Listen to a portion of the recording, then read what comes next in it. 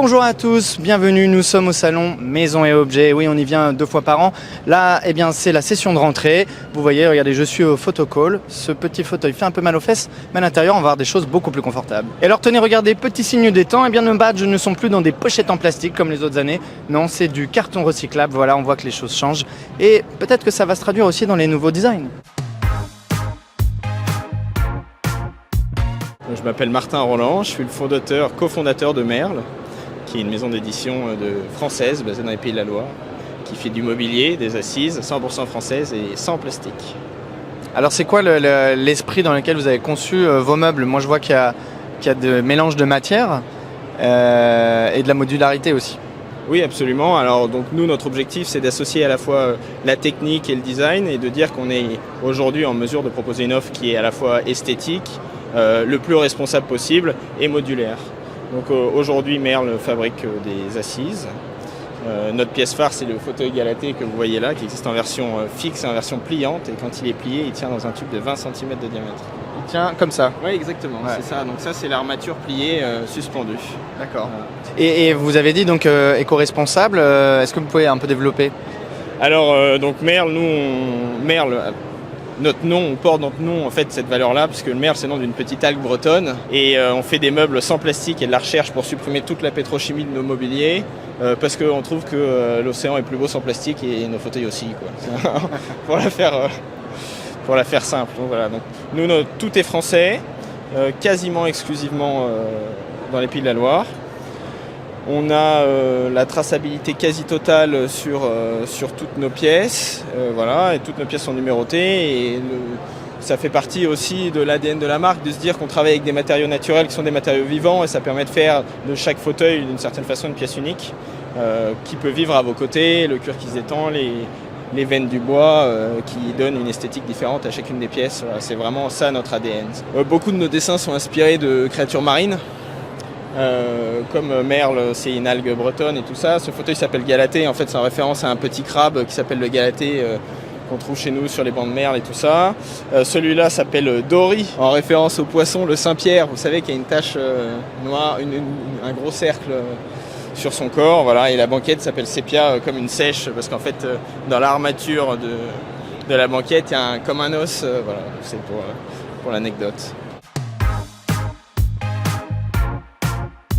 Notre œil a été un petit peu accroché par ces lampes qui sont vraiment étonnantes. Vous voyez ces formes, ce tissage en coton là qui est très joli. On va en parler tout de suite avec Véronique qui fait partie de Fablight. Alors qu'est-ce que c'est la Fablight? Alors la Fablight, c'est une marque qui est née il y a 3 ans. 2 co-créateurs amis d'enfance qui se sont dit on aimerait bien, c'était pendant le confinement, on a le temps de réfléchir et on va créer des luminaires qui sortent un peu de l'ordinaire mais qui correspondent aux valeurs de slow design, de made in France et surtout le travail artisanal fait main. Parce que donc tout est fait main, c'est ça, en série limitée là? Alors chaque produit est fait à la main dans un atelier à Chartres. Et tout le sourcing est raisonné, c'est-à-dire que le bois provient des forêts françaises, le coton provient d'Angleterre parce qu'on n'en a pas trouvé en France, mais sinon tout le reste, oui, est sourcé localement. Combien de temps il faut par exemple pour fabriquer une lampe comme celle-ci? Alors là, il y a quelques centaines de mètres de fil. Ouais.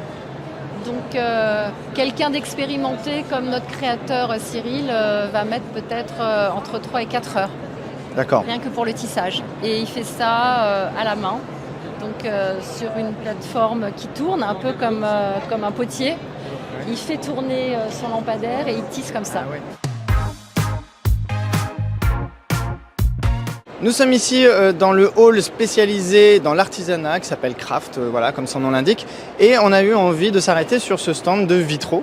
Est-ce que vous pouvez nous en dire un petit peu plus et puis vous présenter? Oui, alors je fabrique des vitraux avec la technique traditionnelle au plomb, en création et en restauration. Une création sur mesure, très colorée, tout motif, tout style, que j'adapte vraiment à l'intérieur dans lequel ça va s'intégrer. Alors qui sont les gens qui pourraient faire appel à vous par exemple? Dans quoi est-ce que ça peut s'insérer ce type de vitraux? Alors ça peut s'insérer dans ce qui est fenêtres, portes, imposte. Ça peut aussi faire de l'habillage de murs, mobilier, table basse. En fait partout où on peut imaginer du verre, on peut imaginer du vitrail. D'accord. Là par exemple, ce que vous exposez c'est quoi? Alors là, on a une pièce de mobilier en paravent qui marque aussi qu'on peut s'en servir en cloison occultante tout en gardant la lumière. Pareil pour la petite pièce. Et il y a des pièces d'art aussi en collaboration avec d'autres métiers, comme là où j'ai travaillé avec un tourneur sur bois. Et puis là, on a la présentation d'une porte illuminée. D'accord, vous travaillez comment? Vous travaillez seul? Est-ce que vous travaillez avec des méthodes ancestrales ou comment vous faites? Alors la technique n'a pas changé effectivement depuis le Moyen-Âge. On est toujours à tout faire à la main, entièrement, dessiner à la main, couper, fabriquer à la main. Et je travaille toute seule avec une apprentie. Ok, d'accord.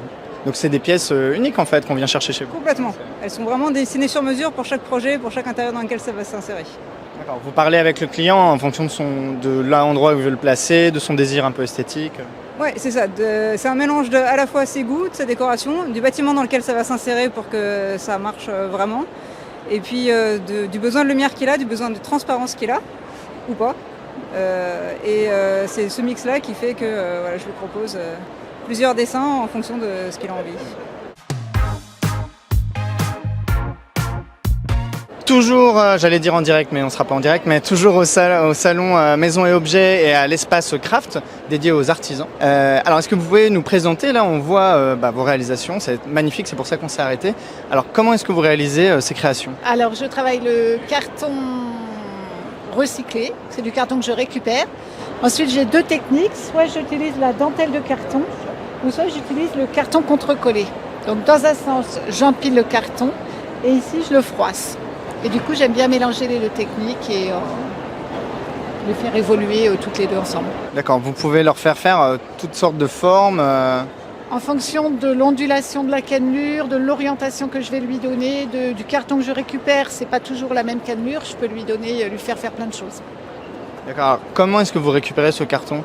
Je le récupère auprès des magasins locaux. Il vous a fallu combien de cartons à peu près pour réaliser par exemple cette sculpture? À peu près une bonne cinquantaine de cartons qui font à peu près 1,20 m par 70. Et ensuite la fabrication vous prend combien de temps à peu près? Pour faire une pièce comme ça, il faut compter à peu près 4 à 6 semaines. Moi j'ai des temps de séchage qui sont très longs, donc je ne travaille pas sur une seule pièce. J'ai en moyenne 4 à 6 semaines sur chaque pièce. Et c'est quoi la particularité de ce matériau par rapport à d'autres, quoi? Qu'est-ce qui fait que vous avez continué? C'est qu'il n'y a pas de limite en fait. J'ai l'impression qu'il n'a pas de limite. Il est super malléable, modulable. Et voilà, sur la façon dont j'oriente la cannelure, du coup, la lumière n'est pas la même, donc ça c'est intéressant. Après, la façon dont je le froisse ou je le structure, du coup, ça donne des effets différents. J'aime bien parce qu'il y a d'un côté un côté très graphique et de l'autre côté des côtés plus poétiques. J'aime bien mélanger les deux pour faire évoluer les pièces en fait. Moi, j'aime bien la rechercher sur ma matière. Et j'ai l'impression que ça peut durer encore très très longtemps. Vous n'êtes pas lassé? Non, je ne suis pas lassée, pas du tout.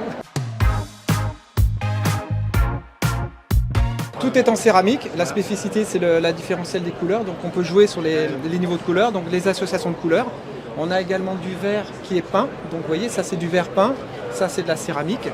Voilà, donc on associe des couleurs. On est plutôt sur des couleurs très très chaudes. C'est ce qui fait un petit peu le succès aujourd'hui de la gamme.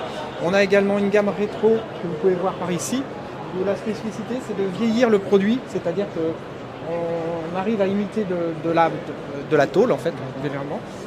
Et on fait de la rouille, vous voyez, avec des petites marques d'acide. Et ce qui fait que c'est assez bluffant, la grande suspension là-bas. Vous vieillissez donc. Voilà, et même au toucher, on a l'impression que c'est du métal. Voilà, donc c'est un petit peu la marque de fabrique de la maison Ferrolucci.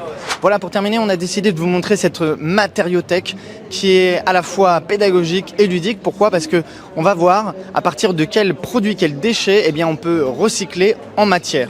Vous allez voir, il y a plein d'exemples et c'est assez fascinant. Ces plaques, par exemple, ont été fabriquées à partir de volants de badminton. À côté de moi, là, c'est une plaque de Plastigo qui est fabriquée à partir de mégots de cigarettes. On dirait pas comme ça, mais ce joli panneau est fabriqué à partir de peluches. Et ça, c'est tout simplement du papier de cheveux. Un peu dégueu, mais écolo. Voilà, ces matériaux qu'on vient de vous présenter, eh bien, c'est peut-être les matériaux de demain. Peut-être que c'est comme ça que seront fabriqués les objets qu'on utilisera en 2050 ou en 2100.